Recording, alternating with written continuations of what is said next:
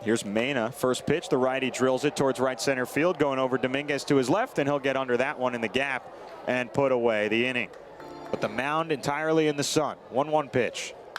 There's a ground ball right side. Mena gloves it. He gets to the ground on a slide, spins, tries to get to the bag, and he's not there in time.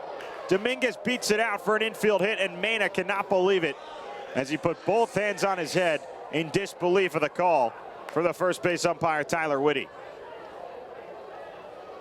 Looking at the replay here, there was nothing more Mena could do. Bang, bang play. Ponies down 7-4. Here in the top of the 8th inning, and the pitch is grounded right side, fair down the first base line and rolling towards the corner. This will easily score 2. It's Ruiz playing it off the carom, and going for 3 is Dominguez. The Martian is in there, and it's a 2-run triple for Jasson Dominguez, and it extends Somerset's lead to 9-4 here in the 8th.